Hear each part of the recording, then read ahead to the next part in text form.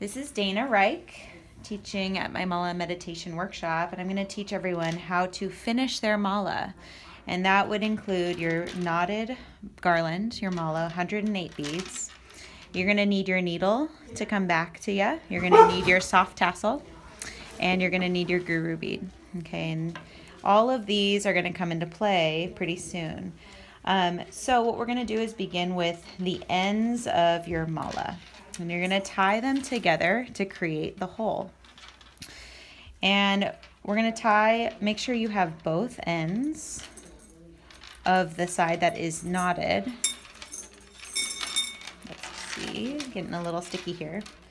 And then there's the both ends of the knotted and then the loop. You're going to bring them together and you're going to tie them around one time. Okay. You're going to lay it flat. I like to lay it flat like this. And when we do this, we remind ourselves of our oneness. And then we're going to tie it twice, one side for our female energy, our left side of our body, and one for our male energy, the right side of our body. So that's 3 knots total. And tie it really tight, and it's just going to look like such. I'm going to kind of hang tight and let you guys finish. So now your mala is tied together. Then we're going to take our needle, okay, that little wire that came in your kit. You're going to first put it around the 2 strings that are separate from each other and not looped. And you're going to actually put it around both strings like so. And you can zoom into this part if you'd like. Okay. Our guru bead we're going to take, mine is pretty abstract as a guru, and the needle is around both. And my guru bead can go either way, up or down. But if you have an elephant, you want to make sure the elephant, and I'll get an example, the elephant is facing away from you because it's going to be down, facing down on your mala, and not this way. So you want it away. Okay, and you're going to take the first 2 strings that have the needle around them, and you're going to actually needle on your guru bead. And just go for it. And some of you might have 2 guru beads. If so, put the smaller one first. I always think it's prettier that way. And you're going to take this part and you're going to pull through the strings, both strings.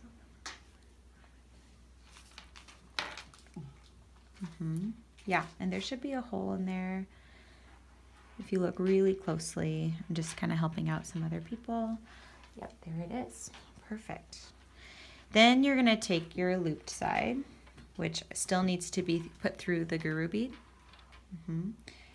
So let me know when you've all gotten there. Wonderful. And yeah, pull it gently. Keep pulling both strings through. Yep, you're done. So keep those 2 strings through and put it flat on the table. It's going to be a lot easier. Wonderful. Then you're going to pull through your looped side. You're going to put your needle through like you did at the very beginning of your mala. And you're going to string that through your guru bead as well. So we've got all 4 strings through. Pull it all the way through. So your needle comes all the way through, making sure not to let that other string fall out, like so. And now your guru bead is on, but we still need to knot it on. Okay, so I'm going to pause there as I wait for everybody to get to the same place as me. Just let me know if you have any questions. I'm not even done beading. Okay, I'll help you in a little bit. Great, so you have 2 separate, right, like me. So the looped end, I'm going to split these 2 apart to make sure I have them separated because I'm about to knot them. And it takes a little time. You'll get there. That's all I have. Of your looped end? Yes. Oh, we can do it. I'm trying to think, maybe we can't have 2 in here. Okay, I'm going to help you. Yep. We're going to get that done. Okay. So yeah, if you don't have a lot of extra, just know that you have to be super thoughtful about these last knots, and you can do it. It just is harder. So I'm going to now, the guru bead is the anchor of our mala, and it grounds us. It anchors us. It's also our teacher, and there to remind us of the work we did. Okay. So right now we're going to tie once for oneness, which is our kind of reminding us of our oneness, our wholeness. And then we're going to tie again for earth energy, grounding energy. We're going to tie again for sun energy, which is our giving energy that gives us life. And we're going to tie once for moon energy, which is receiving energy. So giving and receiving. And there you go. So you're almost there. We're at the very last step for the tassel. And you can take a look. We've got knots between in the beginning and knots after. And the last step, we'll take our tassel thread. It's the softer thread. It's going to look like this at the end. There's a little string around it. You're going to gently pull off, and that's okay to pull off. Find your way around it, and that is going to come into place. Make sure you set that aside, not in a place where it'll get lost or eaten by the dog. Okay, and all you're going to do is tie your tassel in between. You're going to put it right there between, and you're going to tie a knot, again, with your 2 strings. You just put it right there in the center, as much as the center as possible. And you're going to make that, and then you're going to measure, like, ooh, these are a little off center, so I'm going to pull the right side a little bit over. And you're going to tie that tassel in once, and then you're going to tie it a second time.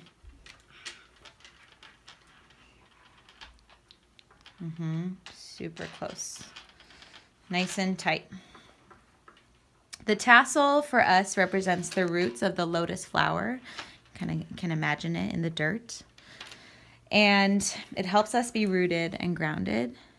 So we made the 2 knots, and all that's left, and you might need a partner for this, is you're going to pull both sides down, like so. You're going to take that little string that you have, and you're going to wrap it around 5 times. So this part you want around. And again, I like to use a partner for this. I like to have another set of hands. And I'm going to wrap this around 5 times, once for sun, once for fire, once for air, once for water, and one for earth. And again, this I prefer to do with someone else. Once you get those tied around 5 times, you're going to take those 2 little strings and tie them twice. So you can see how the tassel is easy yet hard. Grab a friend, have them pull the tassel tight.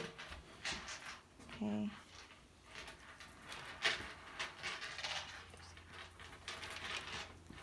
Okay, almost done. And actually, Katie, I'm going to have you help me with this. So if you could just hold one finger here, perfect, and then one finger here on the end, perfect. So you'll see how much easier it is with one other set of hands. I'm going to tie that once, and then I'm going to tie it one more time. And we are basically done. So once we have that set, the most fun part, you get to cut out all the bad words you said while you were making your mala, get some good craftsman scissors, and you can cut right through the loops. And you can kind of check through if you have any more.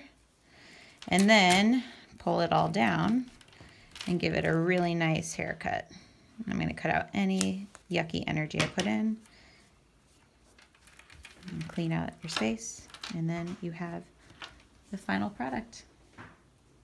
That is your tassel. Let me know if you have any questions. Hit me up at danareich.com or danareich@gmail.com. Thank you.